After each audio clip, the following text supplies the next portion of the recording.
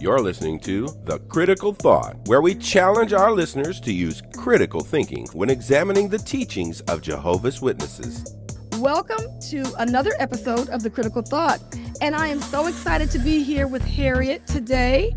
She is an author of a book, Being Smart About Your Health, and also she is a licensed practical nurse and a career and vocational coach. So for those of you who are looking to change your career and you need to tighten up your resume, get a little bit of help in that arena, Harriet is the person that you need to be talking to. And I'm excited to be talking to her today. When she reached out to me several weeks ago and was talking all about her experience and how she's trying to help people and how she came full circle with leaving the religion, Jehovah's Witnesses, some years ago, and then coming back to the organization around COVID. And she's going to share her experience and what that was like. But first of all, we're going to talk about how she ended up getting involved with the group, first of all. So, Harriet, I want to welcome you to the program. Thank you. Thank you for having me, Lady C. But Harriet, you want to tell the listening audience a little bit about how you became involved with this group. Okay, well, at age 14, two aunts of mine had actually started studying with the Witnesses. And one of them, the one who was she's only like 11 years older than me. And she was always like a big sister to me. So when she started studying, she came and started talking to me about it. She was very excited about, hearing the news about the new system. And, we had always, as a family, been kind of economically, depressed and poor growing up. And so this was just something that, sounded so good to me. And I thought, never having really been raised by my parents, looking for connection, looking for friends and people that I could get involved with. She started taking me to meetings with her. And then later on, I started studying with a family of them who were in the community and started going to meetings and conventions. And it was just so exciting. I was a young, 14-year-old, very impressionable young girl. Like I said, dealing with having been raised by my grandparents. My mother and father were not in my life. And so I was lonely and depressed a lot. And so that appealed to me as something, to give me a hope for the future, give me a new community of people to spend time with, and just really, I just got very excited because my aunt, I trusted her a lot, and she was very excited about it. Yeah, and you know what? It's interesting that you're saying all of that because most of the people that do get involved with this religion are actually having something in their lives that they're looking to replace with something more positive. And Jehovah's Witnesses, because they're always at your doorstep, then there's always that opportunity that you're going to run into them. And they have one of the best packages that they're selling in the neighborhood, right? So it's like, it's one of those things where it's like, they have a good package that they're selling, but they never deliver. People have been waiting to cash in on their prizes for so long and haven't done any of that, Yeah. So how old were you when you got baptized? I was 18. So what happened? Did you eventually get married? How old were you when you got married? I was 19 when I got married. Oh, wow. And met a brother who lived in Florida at the time. I lived in Georgia. He lived in Florida. But we were hooked up by two sisters, one in Florida and one in Georgia. Because my grandparents had died around that time. They died within 4 months of each other. Sorry to hear that. Yeah. So that had to be devastating for you to be that young, and then you're not with your parents, and now your grandparents are no longer here. Right. So you ended up meeting someone. You got baptized at 18, and then you ended up meeting someone and getting married at 19. Yes. Okay. So how did the marriage work out? How? Because you met this person, and it was a long distance relationship. This is pre-dating online. I take it, right? Pre-online dating, right? Right. It was. So how did this work out? How long did you get to know this person before y'all got married? Not very well, as a matter of fact, not as well as I should have. Because if I had known more about him, I really wouldn't have married him. Actually, So many people can tell that story, right? yeah, yeah. Exactly. We wrote letters mostly. We saw each other about 3 times actually, because he lived in Florida, like I said, and I lived in Georgia. So he had a chance Okay. to visit. I visited him in Florida once, and then he came visited me in Georgia a couple of times. But we would write letters every week. I would, at least once a week. I'd get a letter from him, and he'd send me one. And he seemed to be a really nice guy, and was very handsome, and thought I was attractive as well. So physically, we were pretty attracted to one another, and thought, well, we'd make a good couple. I thought we would anyway. Right. So Now, with him living in Florida and you living in Georgia, where did you guys end up moving to when you got married? we moved to Florida. I moved to Okay. Florida because like I said, my grandparents had passed away, and my uncle, who was also a witness, I was living in the house with him when my grandparents died. These were his parents who had passed away, but he had also joined the organization. And shortly after my grandmother passed, he got married. He was engaged to be married to a young lady, a sister, a witness woman in Alabama. So the two of them got married, and after they got married, they wanted me to move out.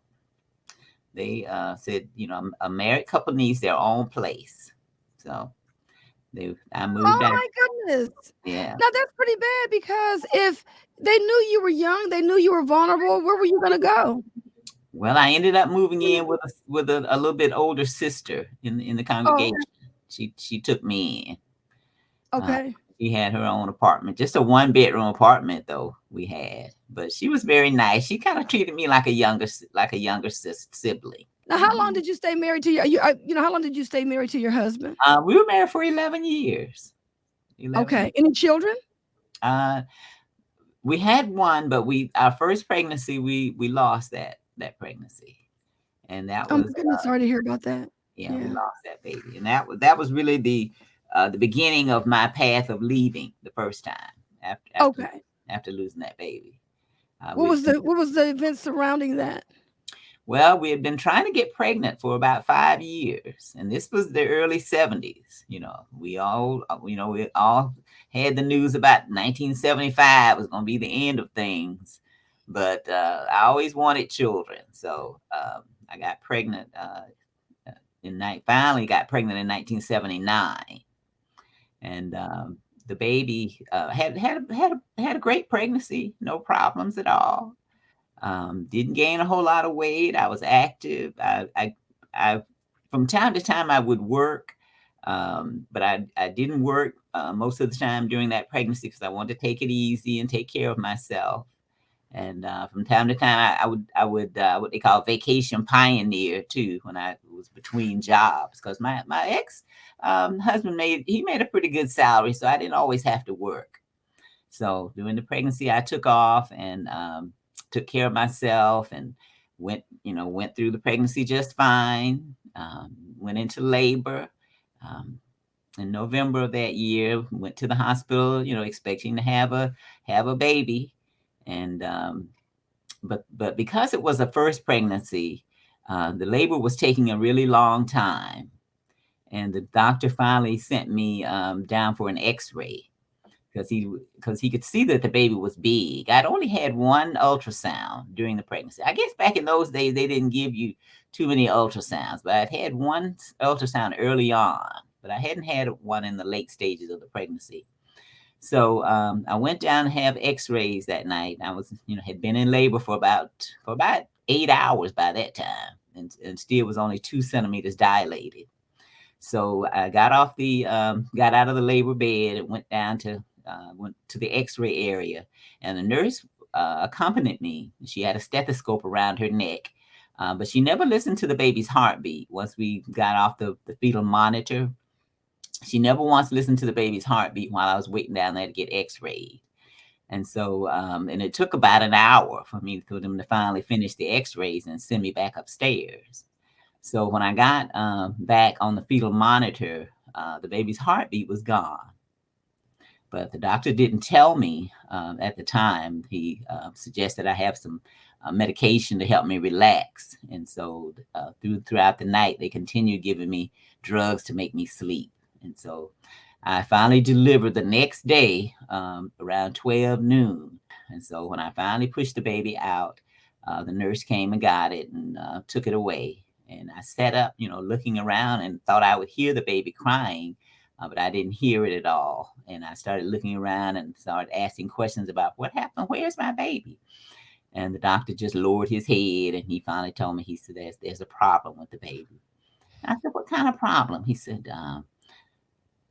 and finally I had to ask him. I said, is my baby dead? And he said, yeah, the baby's dead.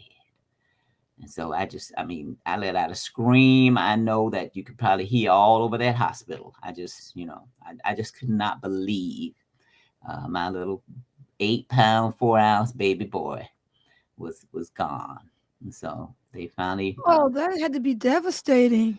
It was. But you know what, Harriet, it's really sad that you had to go through that. And I believe that when you were talking about the book that you wrote about being smart about your health and things, no doubt has a lot to do with your personal experience. And, back then, in the 70s, they weren't really trying to tell people anything about their health. And doctors even today are more intimidated by people coming into their office and talking about, oh, I found this on the internet and I read this about this and that. But back then we didn't even have the internet. Right. And it was really sad that they knew your baby was gone the night before and didn't say anything. That had to be very traumatic. It was. It really was. So what kind of support did you get from your husband and from the brothers and sisters in the congregation when you lost your child?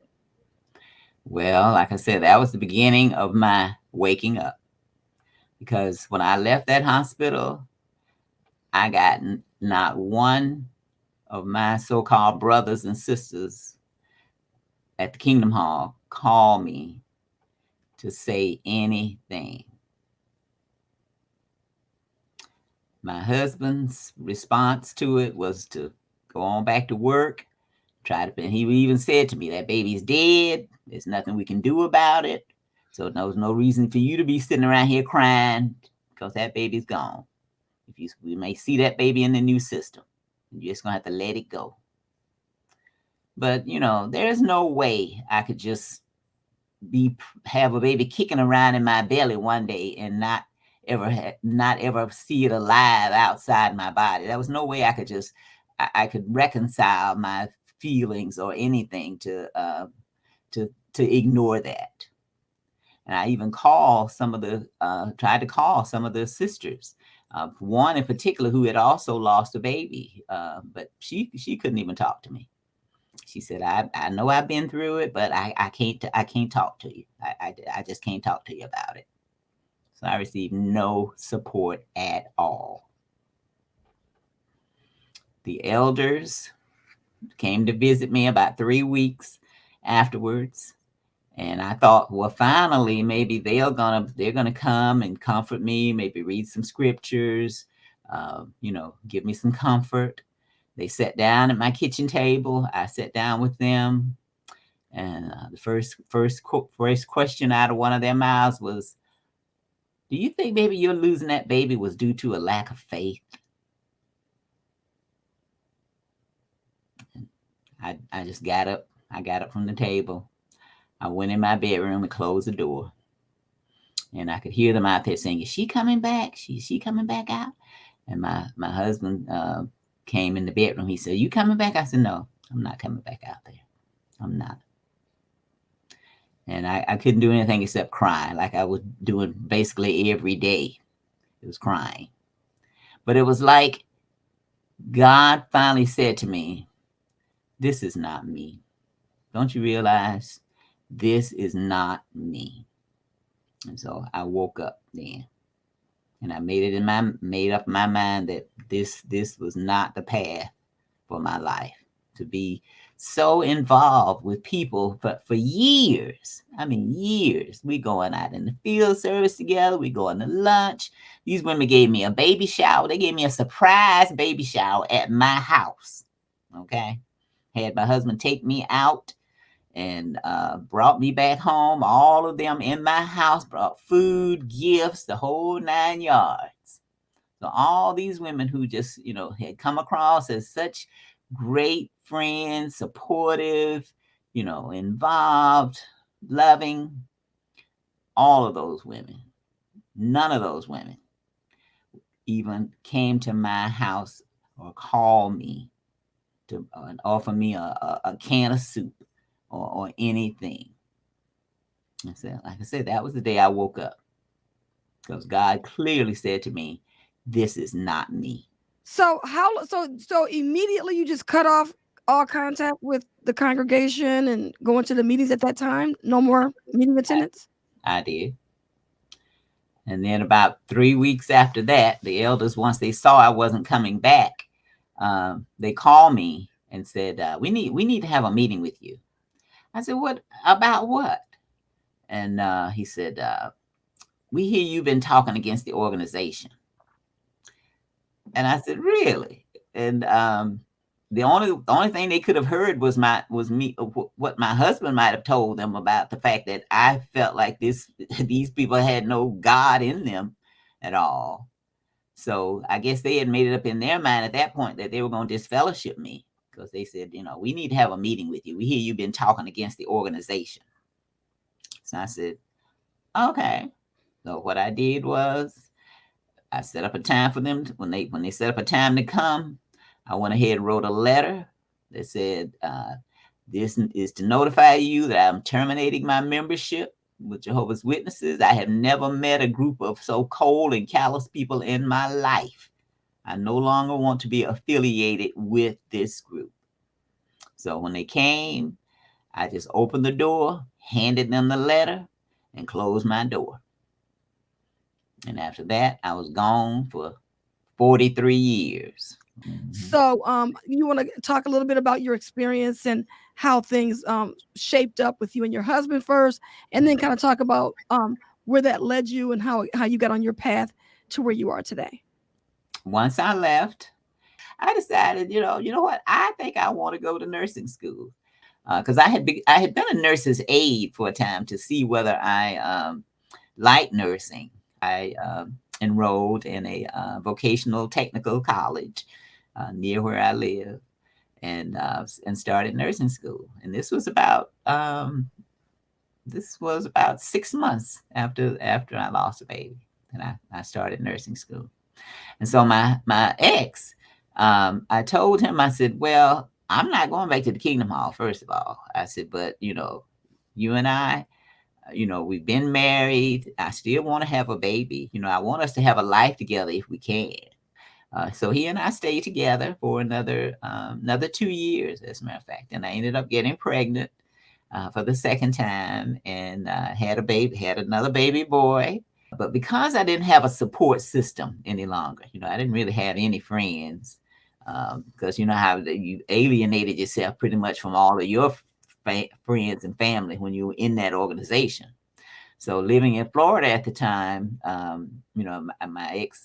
my husband's family was down there, and I was never close to them either because most of them were witnesses. So I told him, I said, "I want to move home, back to Georgia, and if you and I,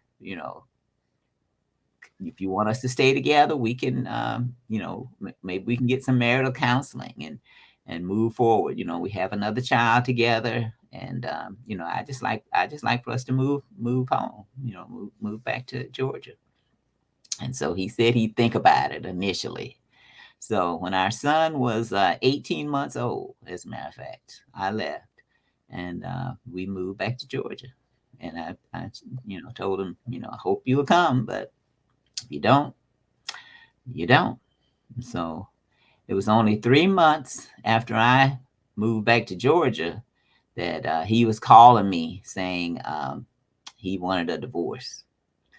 And I said, "Oh, really?" He said, "Yeah, I have a baby on the way." I said, "Really?" Come to find out, one of the women, one of the so-called sisters, and him were sleeping together. Did you ever think that he could have been cheating when you were still there? You know what? This woman, when I think back about her, always I think had eyes for him. Was he a ministerial servant? Yes. Okay. Yes, but he got disfellowshipped. I think she did too. But he got disfellowshipped. But he went ahead and I told him, I said, just send me the divorce papers. Yeah. Now, you said that you had left for 43 years and then you came back. So you want to talk about the reason why you decided to come back? What was that all about? Well, it's like I talk about in my book. Addicts can have a relapse. After 43 years, I had a relapse, a religious relapse. Okay. during the pandemic. Well, you know what? This friend of mine who I grew up with, as a matter of fact, whose family had studied with me originally, he's an elder. And from time to time over the years, he and I would run into each other or some of the members of his family, because it's like 11 children in that family, and they studied with me, or their mom and dad did. But over the years, I would run into them, and he took my phone number, so he used to call me from time to time just to see how I was doing. The thinking on that was, since I wasn't really disfellowshipped by the organization, I was okay to talk to it, just talk to casually. And so he told me they were going to the meetings on Zoom. And I said, Zoom? He said, yeah, we're all the meetings on Zoom now. Why don't you let me give you the link and you can tune in? And I thought, okay, I'll take a look at it, because, just to go into a Kingdom Hall building was not going to happen, because, I driving past the Kingdom Hall, I would speed up most of the time, So it just really did seem like something new and improved, okay, from what I was listening to. But see, the mistake I made was never, ever going on YouTube. Okay, if I had gone on YouTube and watched y'all's video or some of these other videos I've since watched, I would never have even ventured back there, because like I said, initially I was just looking at it and I thought, well, it does seem more, it does seem kinder and gentler and friendlier. And, the worldwide organization, we got, everything is synchronized. You can travel and meet people in different countries and they'll welcome you. If once they know you, that you're in the organization, you got a lot of network of friends, and that was really what I needed at that time, because my son lives in Florida. My son is 41 years old now, and he's given me 3 beautiful granddaughters, but they all live in Florida. He and his wife and my 3 granddaughters, and I didn't have a lot of help, with things that I needed around the house. But that's where this friend of mine, this elder friend of mine, stepped in, and he sent a man over to do some work I needed on my house, and would always call and check on me, and do you need anything? I can stop at the store or whatever. And just was Johnny on the spot with helping. And so I thought, well, maybe I'll give this another try. Okay. And like I said, from what I was seeing on Zoom, it was really impressive. Okay. Well, it's interesting that you're saying what you're saying, because a lot of people, that's why they don't want to leave the religion, because like in your situation, you're coming back because you're looking for that connection. You know what I mean? I was actually like a celebrity, okay, to them, because here's a woman who, even though those brothers and sisters in Florida still remembers me. I got calls. When I finally did come back, I got my phone ringing off the hook from people in Florida once they heard about me being back. People that haven't talked to me in 43 years were calling me saying, we're so glad you came back. We heard you were back. We're so glad. So, my goodness. That sounds about right. I mean, I can see that. I was a celebrity. But you know what? During the time that you wrote your disassociation letter, did they not read you off from the platform? Uh-huh. Yeah. Okay. Yeah. They read the letter off. They read the letter. As a matter of fact, when I came back, they told me that letter was still in the branch office. Oh, yeah, that sounds right. That sounds about right. Why don't you tell that experience about how this transpired, this letter resurfacing? Well, my elder friend actually was sitting on my judicial committee. He and two other brothers. Okay. He wasn't head of the committee though, because they felt like he, was a little bit biased toward me. But he was one of the three on my readmission committee. So they had me write another letter saying that I wanted to be reinstated. But like I said, once I wrote the letter asking to be reinstated, then suddenly the wheels start turning, and everybody now has to weigh in on whether I need to come back. Then they had to contact the brothers in Florida. But one of them, they said, had passed away, and one was not serving anymore, and one was so that was just one left that was on that out of that three. And so they had to actually form another committee of three, because they had to get two other brothers that that are currently in that congregation. So it took about 6 weeks for them to finally get the word from Florida that they didn't have any objection to me coming back, right? And the brother who was head of my committee, he was like, well, we'll be in touch with you. Just be patient. We'll be in touch, So, and like I said, it took about 6 weeks, and then they finally got the word. And then when the head of my committee here got the word from them, he still just kind of drug it out, like, well, we're gonna let you back in, but just hold on for a minute. He put his took his shepherding hat on and put his his judgeship hat on. Okay, that's what I can say. So the day they told me I was being reinstated, we had a Zoom call with the three of them, Zoom meeting with the three of them. And so he says, well, yes, you're going to be reinstated. I said, okay. I was smiling. He said, but I just wanted you to know, but there is something we need to talk to you about. I said, really? Yeah. Now, what exactly was going on 43 years ago that made you leave? And I said, I've already explained, not having gone through that, the death of my baby, and, the fact that I wasn't supported at all. That was why I left. Well, you sure there isn't something you have to confess about your behavior or something that was going on down there in Florida at the time? I said, no. What was going on? How long did you and your husband stay married after you left? I said, for almost 3 more years. We had another baby together. Oh, was that his baby? I said, yes, it is. It's his son, and he lives in Florida now down there with his dad. I mean, in the same, area with his father. The two of them have always been very close. What is the question? You don't have anything to confess? I said, no, I don't. So it was like, I don't know whether somebody had told him I was running around and had a baby with another man. I don't know what the deal was. But suddenly I'm thinking, you know what? Did I make a wrong turn here? I might have made a wrong move coming back. And so Right. Because it's like, okay, we got to do all this investigating. I didn't have. How did your book? Because remember, we had this discussion as well about when you wrote the book.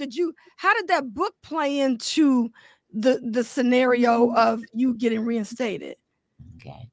Well, at the time I was being reinstated, my friend had already read the book, as a matter of fact, because I had, like I said, I had been talking to him for about a year, and the book had been published in around my birthday in 2020. And he was calling me, encouraging me to come back then. And so I told him, I said, I've written a book, and I've included in my book my experience with Jehovah's Witnesses. He says, really? I said, yeah. I said, you want to get a copy? So he said, yeah, I'd like to read it. So he came over, he got a copy, and he read it. And so at the time of, my asking to be reinstated, he had already read it. And when he read it, as a matter of fact, he said to me, he says, well, that was what was happening with you then. Because my book describes my life primarily. It's not an expose of Jehovah's Witnesses. My book talks about health, being smart about your physical, mental, emotional, spiritual, all aspects of your health, and how important that is for us to maintain balance in life. It's particularly targeted at African Americans because, during the pandemic, we heard so much about health disparities, high blood pressure, diabetes, heart disease, all stress, all these things that affect African Americans disproportionately to the general population. So that was what I wrote about in my book. And because it's important to maintain spiritual balance in your life. I have a chapter in there talking about my spiritual journey, which included Jehovah's Witnesses and my experience with them, and how I left, how and why I left the organization. And in the end of it, too, I just say that, it's important for us to maintain balance in whatever we do, physically, mentally, the whole gambit. So he said he had enjoyed the book, as a matter of fact. And he understood. He said his heart really went out to me when I described, losing my child. And, so he didn't have any problems with it. And so he had told the other two brothers who were on my judicial committee, he had told them about it as well. And in fact, they had asked me about it during one of the meetings we had. And they said, this brother tells us you've written a book, and it talks about Jehovah's Witnesses. I see it talks about my experience with Jehovah's Witnesses. And he will tell you it's not about an expose of the organization, but it's about, my experience and the fact that I was became disheartened by the behaviors that I saw with the people there and why I left. And so none of them had a problem with it and allowed me to be reinstated. Okay. It was only after I was reinstated, and it was a couple months later, the circuit overseer was getting ready to visit. And so a fourth elder, okay, who was not even on my judicial committee, hears about my book.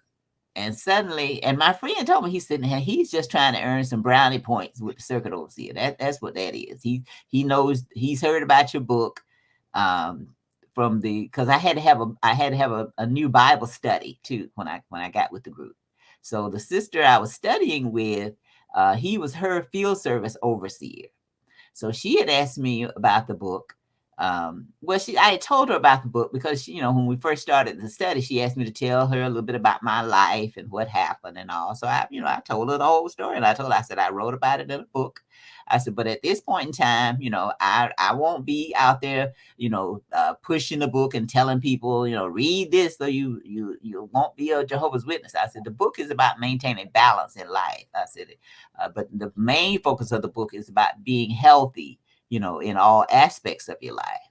So she says, "Oh, you wrote you." So I heard somebody said you'd written a book. I said, "Yeah, I did." And so she shows up at my house a couple of days later. I didn't invite her over. She didn't even call and tell me she was coming over. Suddenly she was in my driveway calling me saying, I want to get a copy of your book. I said, "You do?" I said, "I didn't realize you were coming." Yeah. I wasn't far away. I just thought I'd ride over here and get a copy. So I said, "Okay." And like I said, I'd already told her what it was about. So, baby, if you want to spend $20, come on, I'll sell it to you.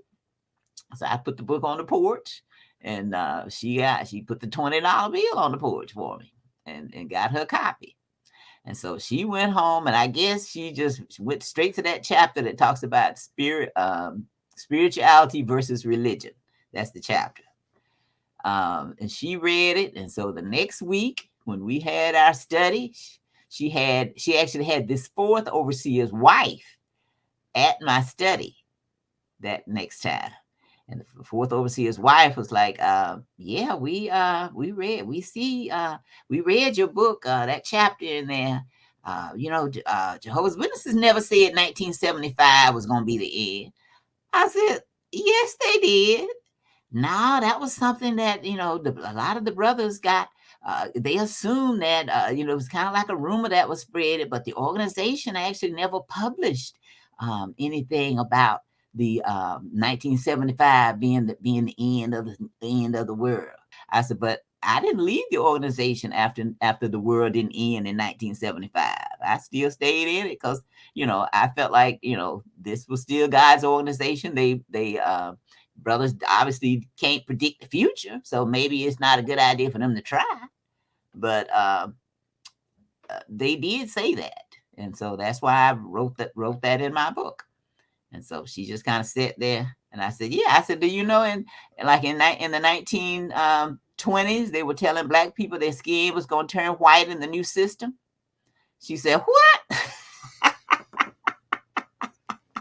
Okay, so they wanted to go get the book so they could go and see what you were saying in that book, because they wanted to come back and then kind of like drill you about what you said, Mm-hmm. right? Mm-hmm.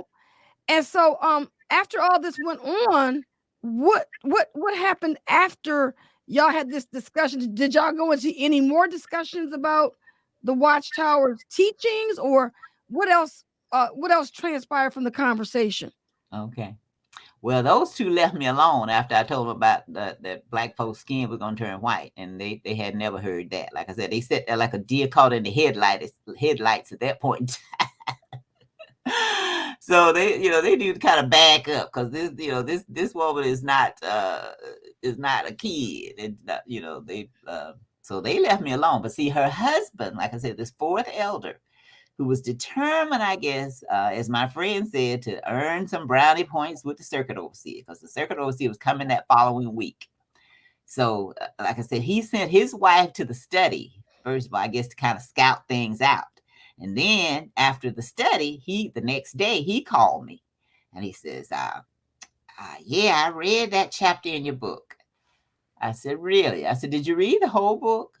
"No, I haven't had a chance to read the whole book yet, but I'm thinking you probably gonna have to go in there and make some revisions in that book, because you defaming Jehovah's name." I said, "No, I'm not." I said, "First of all, I don't blaspheme God at all in the book. As a matter of fact, I talk about even after 1975 passed, that I didn't leave the organization. That's not what made me leave the organization." I said, if you'll read further in the book, you'll see why I left, and the fact that having those predictions which did not come true didn't impact my decision at all. "Well, can you do some revisions?" I said, "No, I can't. I'm not going to." Well, I said, but can you do me a favor?" He said, "What?" I said, "Can you read the entire book before you and I have any further conversations?" So I said, "Just do me that one favor." He said, "Okay, I'll do that." And so when the following week, when the sister had my study again, I told her, I said, "So this elder is just determined to get me to make some changes in my book, huh?" She said, "Yeah, well, I said, "Well, let me ask you this. Now, since I have 3 elders already who are on my judicial committee, how is it that this fourth one can come at me sideways now, after I've already been reinstated, and he's not part?" I said, the 3 that I've been working with and who reinstated me don't have a problem with my book, but this man now is coming out of the woodwork trying to create a problem for me. I said, "It seems to me like the theocratic process has been breached here." I said, "Because isn't he supposed to be dealing? Isn't the 3 elders who are on my judicial committee, aren't they supposed to be the ones talking to me about any issues that I have?" She looked. I said, "So I don't think I'm gonna talk to him again." And I said, "Because like I said, the theocratic process is to work with those 3 and not anybody else. So I'm not going to talk to him again." And the other thing that you have to realize, the way it works too, is like, if what you're saying is a stumbling block for anybody. So that could have just been anybody in the congregation. So because he is a fourth person, he is an elder, he is a person of interest in the congregation that is probably trying to say that you're stumbling people with that book. So that's another way they get around the judicial process as well. Because remember, when you're at the meetings, it's not about whether you did something wrong. Sometimes it's also about the appearance. How does it look? So if people are Jehovah's Witnesses and let's say you're on your job and you're going to lunch every day with somebody of the opposite sex, then it's like, oh my God, this person, they're not having sex, they're not doing anything, they're just going to lunch together. But how does it look? So now they're looking at you like you got to change your behavior because onlookers are thinking that you guys are dating, right? So, and then of course, let's just break it on down even further. Both of you are married to two other people. So now it looks like adultery is taking place here. So it's with your book, he's saying you got to make these changes because if this book gets in the hands of the wrong person and you are known as being reinstated, your book could be taken out of context.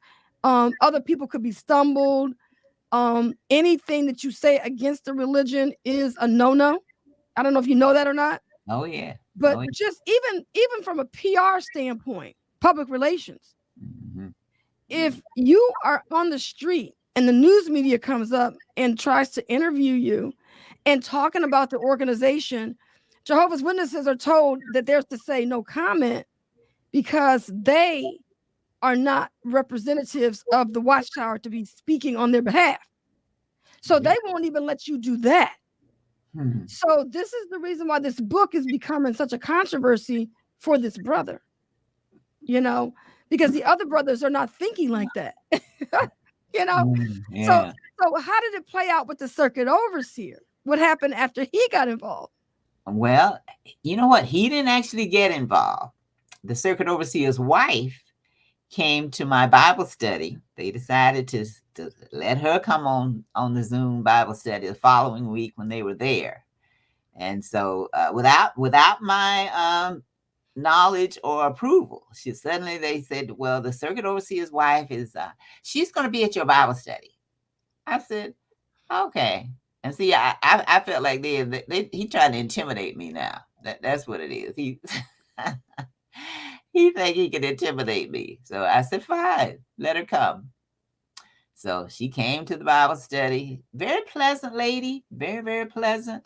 Wanted me to call her by her first name, as a matter of fact. Kept saying, my name is, I can't remember what it was, but I kept saying sister. So, oh, no. Call me, Helen or whatever her name was. And I'll call you by your first name. I said, that's fine. So very, very pleasant. Commented on the material. Didn't comment on anything else. And then toward the end of the study, she says, so, I see you've been reinstated just recently. So how are you finding the organization these days? I said, well, you know what? The sisters I have met have been very nice. I really have enjoyed meeting, some of the sisters this time. And we're really having a good time because we were doing the Zoom field service, writing letters, on Zoom in the morning. And I said, I'm really enjoying, the camaraderie with the sisters. But the brothers, I'm just trying to stay out of their crosshairs. So she looked. And I wanted to make sure she knew that, I'm having a hard time with these men. And I ain't taking this, But I said, I'm just trying to stay out of their crosshairs. I said, yeah. So she said, oh, okay. And so I guess she went back and told her husband that, this woman is having some problems and she might go right on back out the door. So the circuit overseer himself never approached me, never did. I saw him on Zoom, he gave his talks and did all that. And I just, sat and listened to him, but I did not get a phone call. Then the other brother, the fourth elder too, never called me again, never said anything after I told, the sister who was studying with me that the theocratic process was breached, that any further discussion he needed to have with me needed to involve my committee members as well. I said, if he's going to keep talking with me, tell him to have all the group get together from this point on. So I guess when she went back and told him that, he realized that, hey, I can't just take her aside and beat her over the head. So I'm going to leave her alone. that is true. And you know, like the judicial process had been breached because, like as I stated before, you know, he was looking at it from this other angle, but he should have included that judicial committee. But when you really think about what you did, though, Harriet, think about this: a Catholic, a Baptist, a Protestant, they have an experience in their life. They write a book. They're not being called into the back room by the members of their church to question why they wrote about their personal experience and what they dealt with. And that's how you know this is a cult, because you could not express yourself. The moment that you put those 2 chapters in that book that dealt with Jehovah's Witness issues, you were already considered an apostate. Oh, okay. Yes. Regardless of what you said. Stars, man. I mean, I'm just simply saying, because the moment that you talked about 1975 not being you know, it was their prediction that didn't come true. I mean, I've seen people get labeled apostate for less stuff than that. Really? You know, that's a big infraction. You know, but I mean, it's amazing. But you know, it's just amazing what you go through. And so now, what's going on? Because didn't you say that the circuit overseer said that you might have to get this fellowship because of the book? What was that all about? Well, no, that was what my friend told me when I told him about what was happening with this other 4th elder. He said that's why he said, you know, he's just trying to earn brownie points with the circuit overseer because you know, the 2 of them, I guess, had already some type of headbutting going on, and so he's trying to show the circuit overseer that he's caught you, you know, and we let you in, but he caught you. Oh my God. So he's, you know, see, here's the thing. And I'm gonna tell you something. There's people right now that if you were in a different congregation and all of your other 3 elders was like the 4th elder, you would have never got reinstated. Right. And that's the reason why you look at it from the angle of it depends on who's in charge in that congregation. Right. Because your friend is the one, and the other 2 brothers is the one that was saying it's okay. Let it go. Yeah. But if those other if they had the attitude of the 4th brother, you would still be out. Right. You would have still got to YouTube, and you would have still found our channel, but you would have never got reinstated. Okay. I mean, I'm just telling you, you know, it's crazy. Oh my goodness. And then after I made that, I made the decision to leave. I said, you know what? I am too old to be going through this stress like this. I am not going to put myself through this. I've always had faith in God, and I still do. But that organization calling themselves, you know, God's people, that's in no way reflective of who I know God is. You know? Exactly. And so, but you know, it's all about but like I'm saying, it's all about how they're going to look.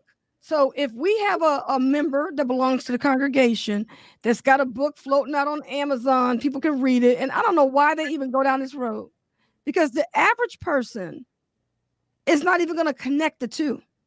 You know that? The average person that would read your book is not going to say, oh, this is a Jehovah's Witness and they're an apostate. That comes from them. Right. The word apostate comes from Jehovah's Witnesses. Right. That's their term. Right. That's what they use against you. Right. But the average person who would read your book would never say, oh, she's trying to get people out that religion. They wouldn't say that. Right. They would just say, oh, this is a lady who had an experience and this is what she felt about, this is her personal experience and whatever, but they wouldn't even get that. Right. You know? Right. But it just goes to show just how nitpicky. They want a squeaky clean image. It's almost like pharisaical. Remember when the Bible talked about they got what was a whitewashed graves, you know, it's everything looks good and pristine on the outside, but in the inside it's whitewashed graves and different things, you know. But I'm just simply saying, I'm just so sorry that you had to go through all that to come full circle, to leave an organization and be treated like that, to come full circle, to come back in, and now all because you wrote about an experience that you had to help other people in an area that would encompass every area of their life, to now being put back on a spotlight. to say, oh, you're not good enough. Right. You know? Right. Wow. So now how long has it been that you've been reinstated? When did you get reinstated? October last year. Okay. And so when did you call it quits? When did you throw in the towel?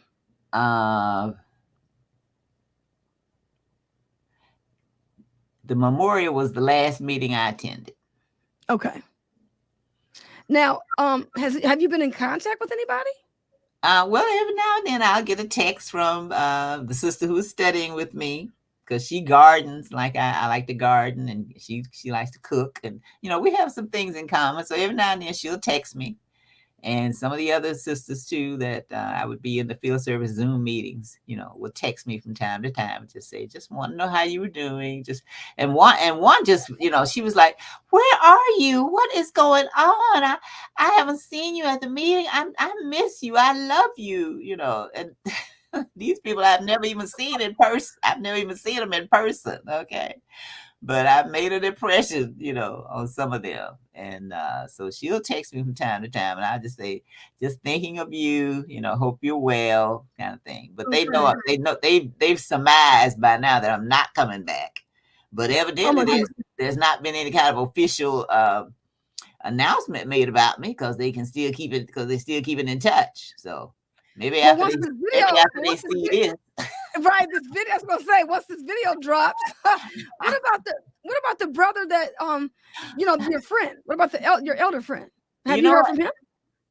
You know what? I cut off contact with him because he was, of course, very, very heartbroken when I was leaving, because I told him, I said, you know what?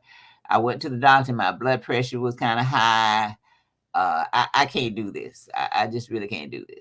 And so he was like, no, just, you just have to understand, this is sometimes things happen. And this brother, he's back and he's going to back off. He's, that I'm like, no, you know what? I don't want to fight with nobody at this age and stage in my life. I've lived a very peaceful, pretty much journey as far as my dealings with people are concerned, and been able to just get away from people that were troubling to me over the years. And now you're telling me I'm gonna have to start putting up with folks that, make my blood pressure elevate. That's not gonna happen. That is not gonna happen. And you got a book about that already? You know what I'm saying? Oh my God. I would be being smart about my health and continue to put myself through stress that I don't. That's crazy. That's right. But I can't remember now. When did you contact me first? It was some months ago. It hadn't been a year ago though, because I only, I tuned into after I made the decision to leave. I was on, because I enjoy gardening, and so I was on YouTube looking at some gardening videos. Okay. And suddenly JT popped up. Oh my God. I didn't click on y'all's channel. It was like miraculously the answer to a question, because when you leave, this is still a traumatic. It's still a traumatic decision to leave. Okay, because you kind of twisted your thinking back to well, let's do this. Let's get back in step. Let's get back into the routine. Tolerate some of the things that you may not like for the sake of the greater good. And I was having to just say, no, and how that part of your mind that says, are you crazy? Are you really gonna let yourself be duped like this again? Right, exactly. And the other part of the mind is saying, I really want to go to Spain. I really want that. But I really want that. That must have been somebody else that must have been somebody else that wrote a book and emailed me a couple years ago. But I thought it was you, but maybe somebody else did. I gotta go back and look at my emails. It was only a few months ago. But like I said, we get so many emails. I had never heard of you and JT at all. But after I left, and like I said, I'm still having this mental struggle, still having to deal with the fact that I don't have a support system, really, once again. So I was looking at some gardening videos, and suddenly there was JT. Well, you know what? YouTube, you must have been. Did you type anything in about Jehovah's Witnesses in a search engine? I had typed something about no, you know what? I had looked at that because my cousin or somebody told me about that scandal in Australia. Oh, okay. So I had looked at that. Okay. So I'm going to explain. I'm going to explain something to you about that. So because you had already went into the search and typed in something that was related to Jehovah's Witnesses, your search keywords got into the algorithm in YouTube. Maybe that's what. And what happened was, because of that, YouTube recommended a video, and that video happened to be the one with JT. Maybe that's what. And I will tell people now I'm not gonna say do this at home, but when people are trying to wake up their family members and stuff from this religion, if you're using their computer and you type in keywords that's associated with Jehovah's Witness stuff, then it'll get into their algorithm as well. And then if they see the video pop up on their screen, it didn't come from you. At that point, you could actually start to sow some seeds there. Okay. You know? Okay. And that's the reason why the Watchtower really wants to get their own internet system, because what they would do is, if a Jehovah's Witness were to subscribe to a Watchtower ISP, internet service provider, they would do something similar to what China does in other communist countries. What they do is they will filter certain key searches that you can't get to. And what that means is, if you typed in anything about Jehovah's Witnesses, it would not bring any results back. That's what's going to keep Jehovah's Witnesses from waking up and getting the truth about the truth. Wow. So that's going to be an interesting situation, because we've been hearing rumors about the Jehovah's Witnesses or the Watchtower Society getting their own internet service provider. Oh, wow. That's going to be very important for them to keep their membership. Keep trying to keep that control. Keep right. Tighten the ropes. But it is just so disheartening to hear that you all this time thought you were going back to a good thing, to a happy place, a good place. And no sooner than you step your foot across the seal of the door, they already started to rear their ugly head with their practices. Right. You know, everybody almost has the same story with this group, you know, so it's just, so it's true. I mean, the truth about the truth is so necessary to get out there. It is. It really is. It is. And we have met so many nice people, and just genuine people that have been just trying to live a good life and just try to serve God and just try to be the people that the Jehovah's Witnesses claim that they want us to be, but they couldn't be because they had to follow the Watchtower prescription, which is everyday Watchtower.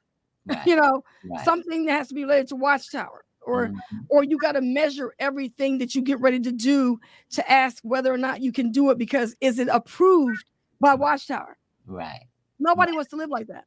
Right. You know, and for the most part, the people who are waking up are people who do genuinely love God and want to do the right thing.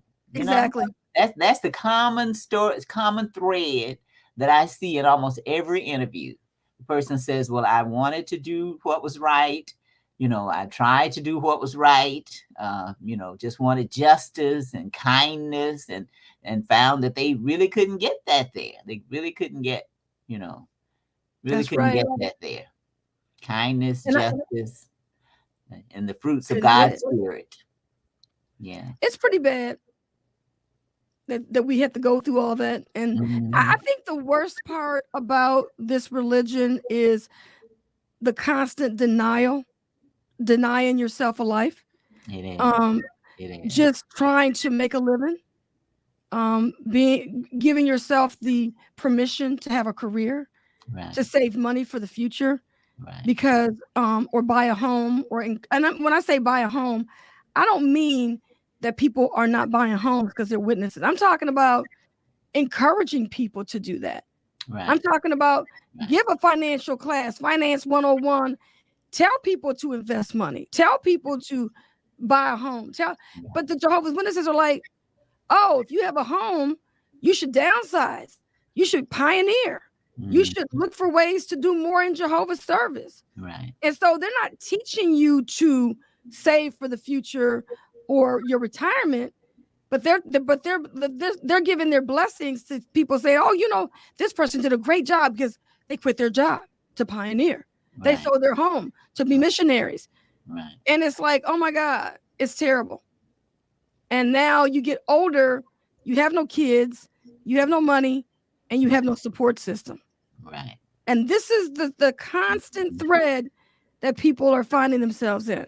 Yeah. And Yeah. a lot of people don't realize it. And somebody told us a couple years ago that they had heard about Bethelites and people who were regular pioneers were in soup kitchen lines trying to get food because they had nothing. No insurance, no benefits, no social security that live in this country. Oh, Nothing. wow. And so that's why, I'm an advocate of people, if you want to be a witness and you want to stay a witness, do that. I'm not trying to tell you not to be a witness, but Mhm. educate yourself about what you need to do to take care of yourself so Right. that you can make sure that you have something. Right. You may not want to leave the religion, Right. but you better get you a job and you better start making some money Right. and trying to, get something for the future for yourself, Oh, yes. But It's very true. it's just terrible out Yeah. here. And see, in the 43 years I was gone, I became a nurse. I was able to start my own home health business, as a matter of fact, and ran that for 21 years, and had a lot of good connections, professional wise. During those years, my agency was one of the top rated ones here in Georgia, as a matter of fact. Oh, And wow. then So what was that all about? What did you do? we provided homes and personal care services for people with disabilities. Oh, okay. So was it like a group home? No, it was what we call host homes, where you might have one person living in the home of a family, like a foster family type of thing, or Okay. or staff support in their own homes. Yeah. Oh, really? Yeah. I had worked for agencies that did group homes, but I didn't want to go that route, because people Okay. really want to live in communities if they can, as opposed to congregate living arrangements. People would prefer a lot of times living in the homes in the community. So we would connect individuals up like I said, like a foster family, find a family for them to live with if they didn't have their own families. Or you were the one. So you were like the go-between. So you didn't like go there to care for the person. You were more of a go-between to place people in the homes. my staff did. Okay. Yeah, it was my business. And or we provided staffing support for people in their own homes, elderly and people with disabilities in their own homes. Yeah. Wow. Yeah. So Nice. people, So and you it was must have met a lot of rewarding. nice families throughout the years then. I did. I really did. So That's good. So I retired from that in 2018, and have since just, decided I would just, be able to travel and do, enjoy my life. And then the pandemic started. Changed everything. Yeah, Changed everything. yeah, it really did. Yeah. Yeah. We made it. We got through it. But I was able to purchase a house, and have some Social Security money I can retire, I can use as retirement. So I'm doing all right in my retirement years. That's good. Well, I'm glad that you didn't come full circle to say that I left 43 years ago and I'm still in the same state that I was in when I left. Because as you know, the people that you left 43 years ago probably are in the same situation, especially if they're pioneering. Yeah. Yeah. You know what I mean? Yeah. So, Harriet, is there anything else that you would like to say to our listening audience? Well, do your research if you're interested in looking into this organization at all, do your research. I really, really encourage that. And know that many times people are drawn into high control groups because they're lacking something in their life that they really need to focus on and deal with, as opposed to just finding a group that say they have an answer for you. You need to be looking within, first of all, to say, what really is going on with me? Why do I need, to listen to somebody who may or may not have my best interest at heart?